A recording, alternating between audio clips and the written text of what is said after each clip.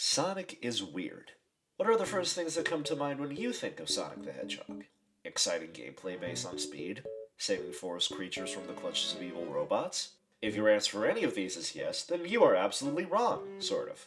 Everybody with a brain knows that the Sonic franchise is actually about conflicts with the government, romance with human princesses, time travel, metal rock songs out the ass, gameplay slower than shit coming out of a sloth's anus, and werewolf. Because that all adds up. Firstly, let's remind ourselves that Ogilvy Maurice here is a lanky cartoon hedgehog with Argyria and super speed that collects onion rings and eats chili dogs. Because that's what hedgehogs are known for, I guess. I mean, real hedgehogs are known for their incredible shitting power and eating their own young, but I guess Shitty the Child Eater doesn't sound as catchy. He also has a whole variety of friends that all perfectly represent the animals they're based on. Here, I'll show you. Echidna, Red Punchy Man. Bat, Big Titted Woman. Chameleon? Whatever the fuck Espio is. These characters are so fantastical and cartoonishly powerful that it's definitely okay to put them in a normal city with regular humans and animals. That won't look weird or awkward at all. Is this series even going to acknowledge the conflicts that could arise from such powerful creatures suddenly coming to a suburban normal reality? Would scientists not have done research on them instead of normal animals, thus changing this world's grasp on science and their culture as a whole? Well, clearly that doesn't matter. Obviously, we need to instead focus on everybody trying to collect these magical emeralds that, yes, they also exist, will be traded by the government for alien DNA. Why?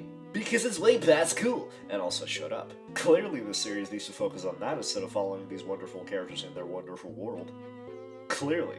An elf saving a princess from an evil wizard in a fantasy adventure? Pfft, boring, where's the space stuff at? But don't worry about it, because apparently there are two Sonic universes. One for cartoony 90s Kid Sonic, and one for modern 2000s Kid Sonic. That definitely doesn't open up, like, every can of worms on the planet. You might ask yourself questions like, did 2000 Sonic have a different experience in the 90s than we saw with 90s Sonic? Are there human governments in 90s Sonic's universe, and can he also turn into a werewolf?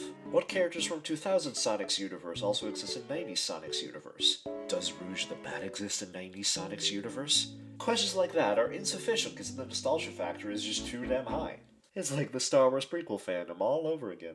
And remember, this series simply began with the personification of the 90s jumping on robots to save animals. You might say this just sounds like a fanfiction, in which case you have no idea what the Sonic fanbase is capable of when it comes to that. Oh, DeviantArt. But what is a story about cartoon animals and human governments without a good villain to go with it? This is where Eggman comes in, who clearly got his name because, like Knuckles, he can lay eggs.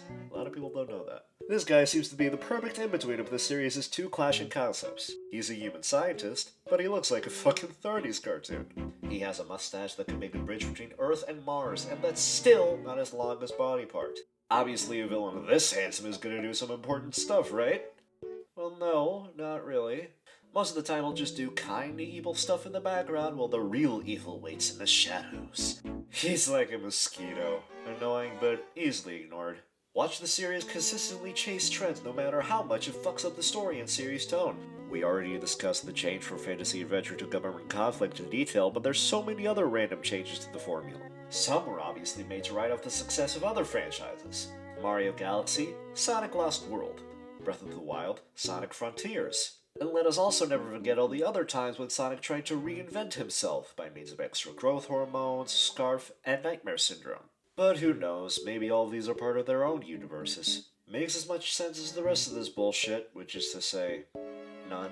So as a quick summary, Sonic the Hedgehog is a series about anything but a hedgehog as it follows a bunch of magical cartoon animals that they go up against just about anything to try and keep the series fresh until eventually they'll give up again and make another nostalgia-bait re-release. Did you get all that? Good. That was the simple stuff.